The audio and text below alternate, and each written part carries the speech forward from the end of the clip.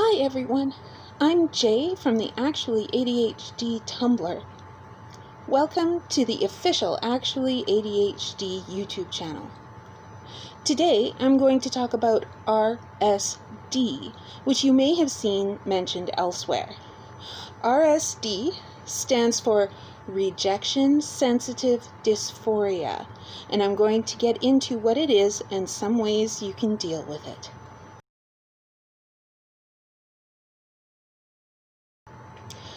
RSD is one of those things that's common enough that it should probably be in the diagnostic criteria, but it hasn't been studied enough and didn't even have a name for a long time. It's really helpful to have a label for this weird thing that happens to us, so here we go. You know that sinking feeling you get when your friend asks you to call them later because you need to talk? Or that dread when a teacher asks you to stay after class? Or the panic when your parents tell you they're disappointed in you? How about the self-destructive internal narrative that starts the second someone offers you any kind of criticism, no matter how benign? That's RSD.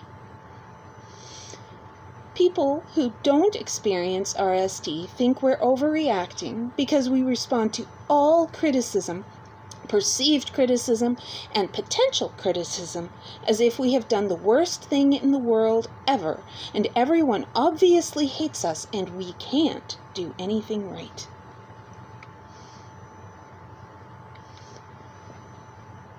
Because RSD hasn't been studied much, the professionals say that they aren't really sure why it's so common with ADHDers. Based on my observations and experiences, I'm convinced that we develop this response because of how we're treated in childhood when we do stuff we shouldn't out of impulsivity. Like, I wasn't abused as a child, and the bullying I got at school wasn't extreme, but I still respond to a lot of things the way people do when they've been emotionally abused. It's a weird feeling to read a book about how to deal with emotional abuse and relate to so much of it while also knowing that you haven't actually been abused. So the thing about RSD is that it can lead us to have extreme public reactions to criticism. Because we're catastrophizing the situation, we panic and melt down. Fight or flight has us in its grip, and any executive functions we may have that help us to manage our responses to emotional triggers can't do their job. That's why we're told that we're overreacting and being irrational. We actually are doing both of those things. This is one of the harder parts of having ADHD and the executive dysfunction that is such a huge part of it. One thing executive functions do is manage our emotions and how we behave in response to how we feel. When that part of our brain glitches out, we run entirely on instinct and act on our emotions rather than evaluating whether it would be appropriate to do whatever we feel the need to do right then. Given all of this, are we stuck with RSD? Do we live our lives constantly on edge, worried that this next bit of criticism will be the one that sends us into a public meltdown that will get us fired? Well, possibly. But there are some things we can do that will help us manage our RSD, and that's what I'm going to talk about next, because practical solutions are important. We can know a bazillion things about our ADHD and how it affects us, but if we don't also have strategies in place to help us manage our symptoms, our lives will be disastrous in a lot of sucky ways.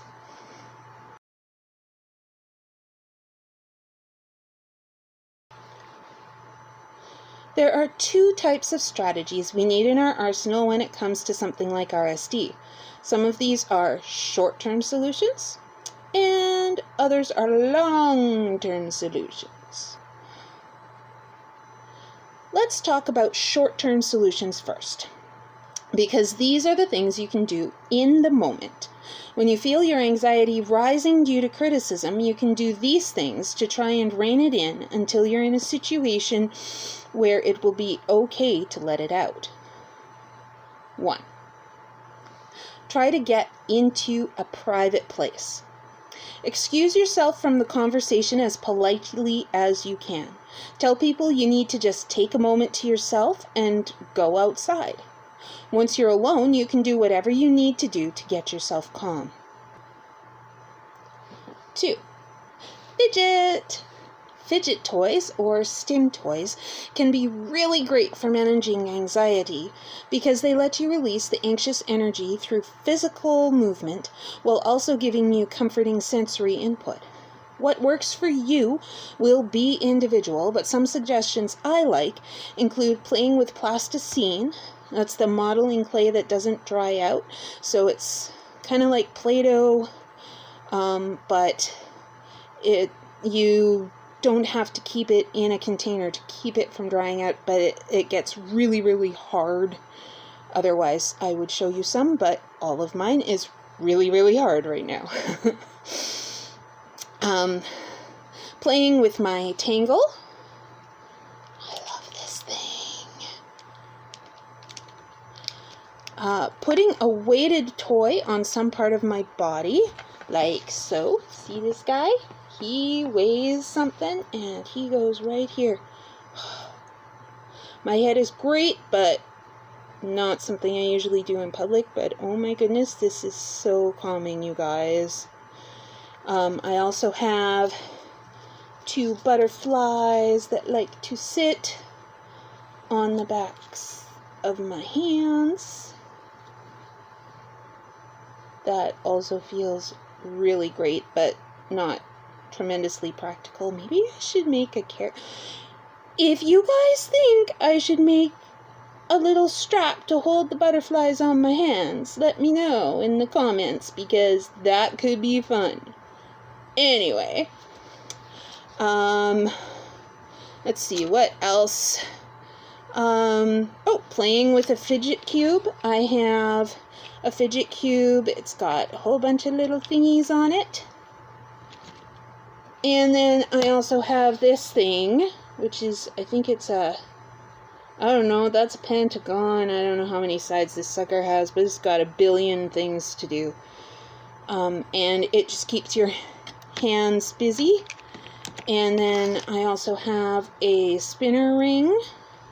So this is it. It's, there, this is it. And you see this spins around the outside, so I like to just pop it on my index finger, and then I can spin it with my thumb. Easy. Or knitting, or crocheting, or drawing, or coloring, or making some kind of visual art. And playing with tassels. This is the best. This is absolutely the best. If you are a person who can wear a tassel necklace like this, highly recommend.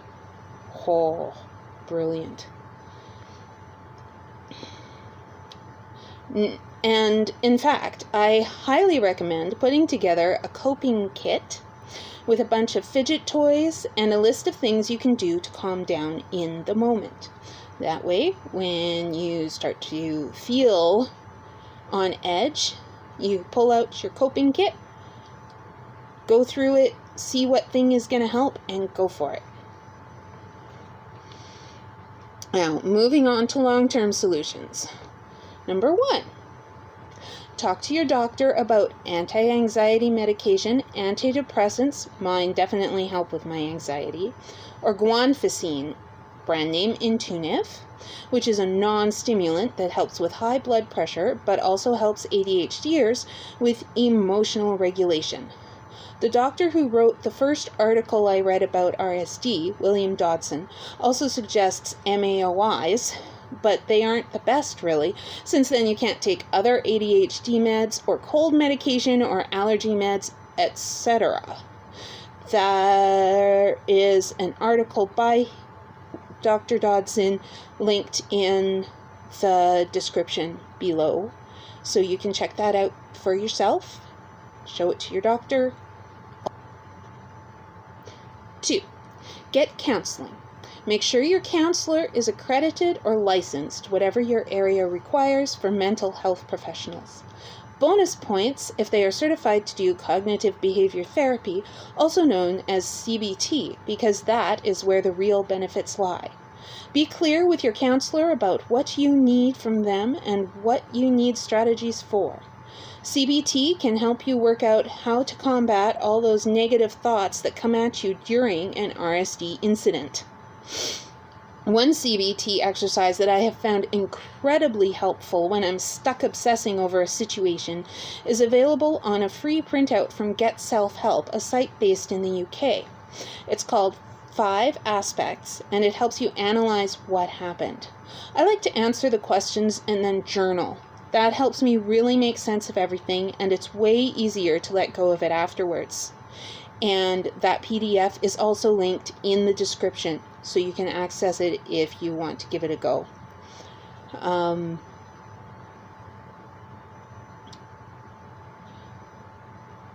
Whatever else is going on for you, please do your best to remember that your emotions are not wrong. It's okay to feel how you feel. What really matters is what you do in response to those feelings. If my boss expresses concern that I am often late to the office, which is something that has happened to me more than once, I'll feel bad. I might feel like crying or want to put myself down for being so stupid and incompetent. The appropriate response to this is to brainstorm some solutions and work to find a way to be on time. Basically, I have to take a solutions-oriented approach to anxiety so that I know what to do and how to deal if the worst thing happens. What's funny about that is that it's the best way to approach criticism, too. None of us can do everything perfectly all the time, and ADHD makes it pretty hard for us to be consistent. We have a lot of trouble doing what we want or need to do, and sometimes just as much or more trouble keeping ourselves from doing things we shouldn't. That's still on us, and we definitely need to take responsibility for anything undesirable that occurs as a result. I'm going to do a video on that later. Taking responsibility is not what RSD does. All RSD does is tear us down and break us into little pieces. So remind yourself that you are valuable simply because you're alive, and that making mistakes doesn't take away from your value as a person, because everyone messes up sometimes.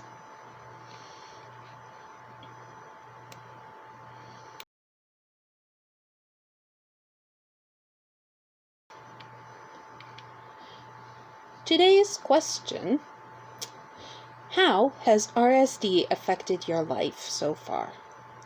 Do you think any of my suggestions will help you? Do you have any go-to coping mechanisms that I didn't cover here? You probably do. I didn't really cover very many. And video input. Do you have any questions related to RSD? How about other topics related to ADHD that you'd like me to talk about? Get him back up there. That's it for today. Don't forget to like, comment, and subscribe. And keep an eye out for my next upload. Peace and blessings.